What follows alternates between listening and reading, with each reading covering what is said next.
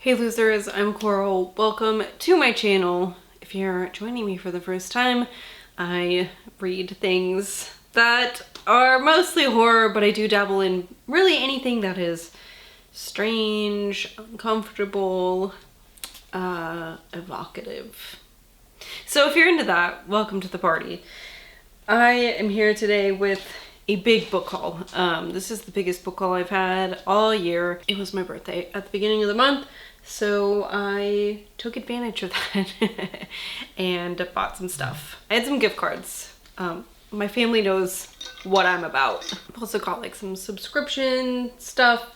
And to start out, one of my goals for this year, when I knew I was going to be buying books again, was to pick out a couple small indie presses that I've been interested in and buy some books from them. So I did that for the first time this month. I visited Filthy Loot, which is an indie publisher. They do a lot of like transgressive weird things, filth. So I got a couple books. They actually had this, they had a sale and it was like these 3 little anthologies for like $24, and then I bought 2 others that I'm interested in. So really 4 of these are anthologies. We have Isolation is Safety. This includes John Steffens, Joe Koch, Justin Lutz, and Dominic Cancilla. There is Dirt in the Sky. This features Max Booth III, Xavier Garcia, Daniel Sheen, and Ira Rat. Teenage Grave, which is one I wanted to get for so long. This includes Joe Cornell, Sam Richard, Brendan Vidito, and Justin Lutz. And then this anthology is Soft Ceremonies, featuring Charlene Ellsby, Joe Koch, Sam Richard, and John Steffens. So those are the 4 anthologies. And then I also picked up this little novella by Shane Jesse Christmas. This is called Meth DTF, and it says, this is a story about an imaginary city called Los Angeles. I'm a science fiction novel with no science fiction references. So I don't know what to expect from this, but I am excited. I'm very excited to read these. And like, how cute are these? Just these little tiny baby books full of disgusting, nasty things. I'm very stoked to try these out. I think the fires everywhere in the western part of the United States, close to me, there's just been some, honestly, like the Bluffs by our house were on fucking fire a couple nights ago. And it's definitely fucking up like my lungs and my respiratory system. I lost my voice yesterday for like no reason. Like I feel okay. I feel like stuffed up a little bit, but like not really bad. It's just like, ugh. It's obviously irritating my body though. So my voice is weird. Okay, so I took a little trip to Barnes & Noble and I bought a couple things. Oh my god, stop. First one here, Nuclear War by Annie Jacobson. I've talked about this a lot recently. This is a scenario of what would happen to our country and our world if we were engaged in like a nuclear war. Very frightening nonfiction. I also picked up A Better World by Sarah Langan. This is like a strange dystopia, suburbia, gone wrong story where a family moves to a company town for a better life for themselves and their children, and it's almost culty. It's weird.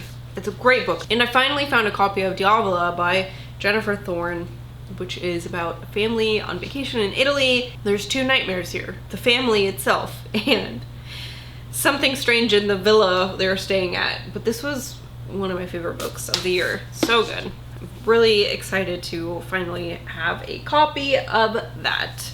And then also, I got the newest volume of Saga. This is volume 11. I still haven't read 10. I just really want to reread them all, and I haven't gotten to that yet. I'm not gonna flip through it, but how cool is this cover? Little Hazel, all grown up. And I found a copy of Goodnight Pun Pun volume 1, which is, I don't really know what this is about or what it's supposed to be about. I just know that I've been trying to find a used copy for quite some time, and they're very expensive. So when I saw this at Barnes & Noble, I was like, what the fuck?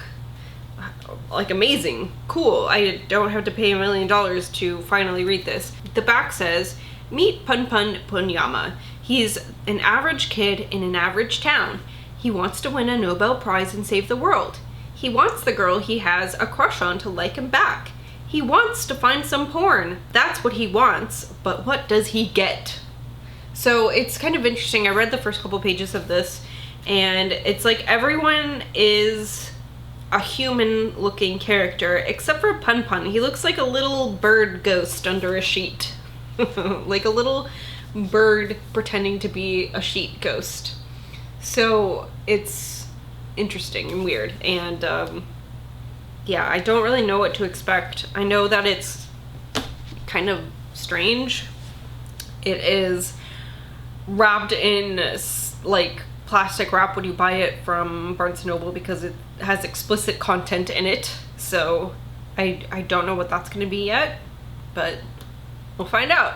And then I got a couple things from a couple used books. Oh wait, hold on. There's one more that I got from Barnes & Noble. A Touch of Jen by Beth Morgan. This is a book I've wanted to read for a while.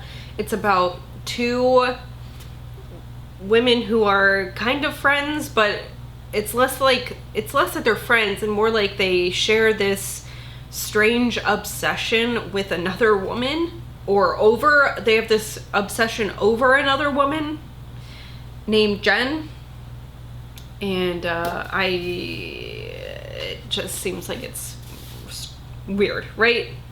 Weird, like women acting badly, which I like. So there's that. Then I got a couple used books this month. I was able to find, I was really excited, on Thrift Books, I was able to find volume 2 of Revival, which is a horror comic that I've read the first volume of both of these, actually, Revival and Outcast, in May. And I'm really bad with graphic novel series where I'll read the first, except for Saga, that's like the only one I've ever kept up with, but I'll read like the first volume and then I won't buy anymore, even though I like it. I just like forget to look for them. So I got volume 2 of Revival, volume 2 of Outcast. These are both horror graphic novels. This one deals with like this thing that starts happening in this small Wisconsin like county where the recently dead are like reanimated, and some of them act fairly normally, but now some are not. And what's going on? What's happening? Why? And then Outcast is about this guy who gets kind of roped into helping a morally gray priest with exorcisms. And this one was really, I mean, I liked both of these, but if I was picking between the two, I would say Outcast is my favorite of the two. But I'm really excited to read more of both of these. I also bought a copy of The Nest by Kenneth Opel. I started reading this out loud to my daughter, but we didn't finish it before the library needed their copy back, so I was able to find a used copy. This is about a young boy who has like a newborn baby brother, and the baby is sick. At this point, I think the wasps offer to save the baby somehow. So yeah, we'll see where this goes. The dust jacket on this has a really interesting texture. It's almost like wax paper, like it almost feels like, yeah, like parchment, baking parchment. It's weird. I also found a copy of Valley of the Dolls by Jacqueline Suzanne, which is a book written in the 70s or the 60s about a group of women who are addicted to pills, which was something that I feel like happened more often. You know, women having, or people just in general, but you do hear a lot about like women having issues with this stuff because it was just very easily prescribed by doctors. And yeah, I think this deals with maybe Hollywood and things like that. So, oh no, it says New York City, so not Hollywood. But I'm really interested in this. It was a cheap copy. It's a little, you can tell it's sun bleached around here. It must have had like another book on top of it for forever or something like that. But, or maybe it was on a spot on the shelf that got sunlight. I don't know. Anyway, really beautiful step back art. And it reminds me of a band that I like called the Devil's Witches that plays like, they're modern, it's a modern group. I think it's just one guy actually, and he plays like psychedelic shit. When I see that picture, that's what I think of. I also got a copy of Geek Love by Catherine Dunn, which technically just replaces a copy that I had to get rid of a while ago because I went to read it and it was missing the first like 30 pages. So is this really part of a haul? Yes, it is. I'm just kidding. But this is about a mother and a father who are carnival workers, and they've kind of made it their goal in life to create the perfect like sideshow family. So they've done things on purpose that will alter fetuses and they have a slew of children with different things wrong with them. They've done this purposefully to make a sideshow of themselves. So this is what I've wanted to read for forever, and just, you know, I found this copy at my local used bookstore and replaced the copy that I had to throw out forever ago. Okay, and then I've got 3 mass market paperbacks here. I found a copy of The Screaming Skull and Other Great American Ghost Stories. This is an anthology, and I think that these might be okay for children, possibly, because the stamp on the inside says like something public school. These are stories written by Edgar Allan Poe, Mark Twain, Nathaniel Hawthorne, Henry James.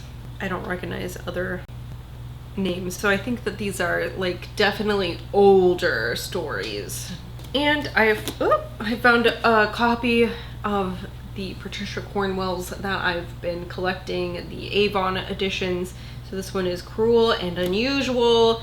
This is part of the Kay Scarpetta series. She is a medical examiner or a forensic pathologist or something like that. She works with the dead, and that's Patricia Cornwell's one of her most well-known series, I feel like. So I really just like the way that the Avon ones look, and I found this for $2.99, so I picked it up. And then at the library for 50 cents, I found a copy of Alive by Piers Paul Reed.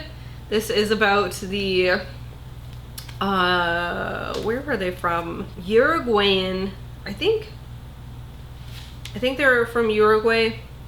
Anyways, they were a soccer team, a football team that were on their way. They were in a plane flying to a soccer game, and their plane crashed in the Andes, and some of them survived. They were in a plane with not only themselves but with like family members and stuff like that, which makes this like extra horrifying, I feel like. And this is a story of how they survived that. I feel like that story's been really popular lately because of that movie that came out. I haven't watched that, but maybe I'll read this and then watch that. I mean, I know the story anyway, so I guess it's not going to spoil anything if I watch the movie, but you know. Okay, then I was sent a copy of I Was a Teenage Slasher by Stephen Graham Jones from Saga Press. So thank you, Saga, for that. I was very excited.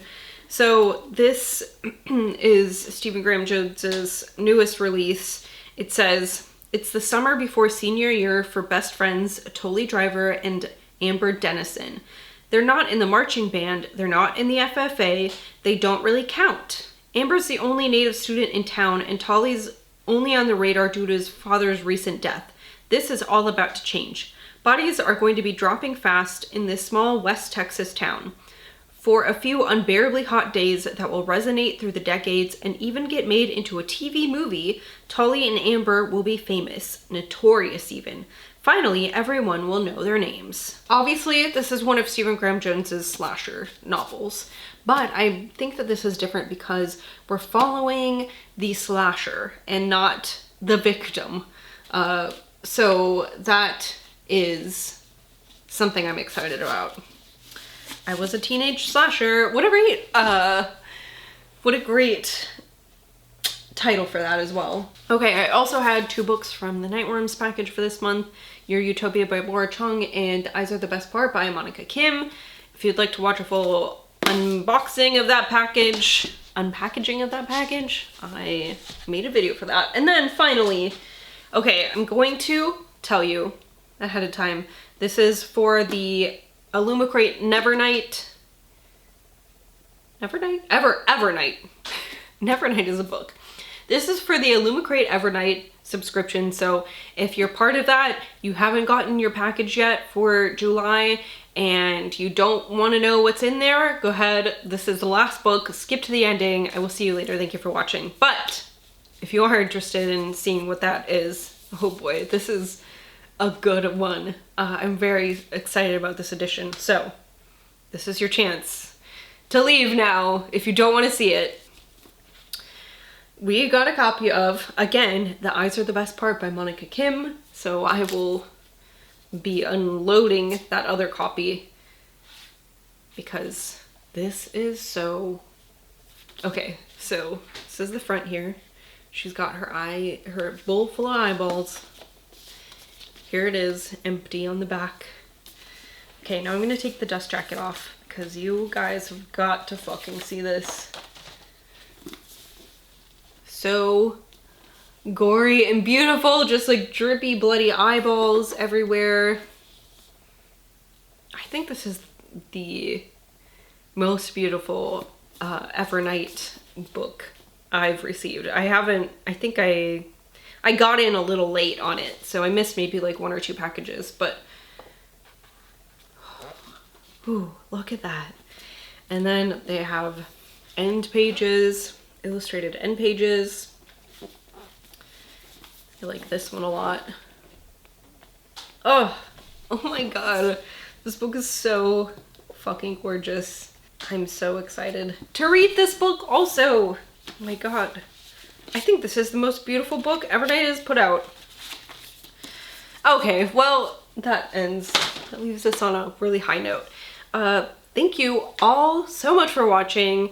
If you have read any of these and would like to tell me whether or not you like them, I'd love to hear. Otherwise, I will see you guys later. Goodbye.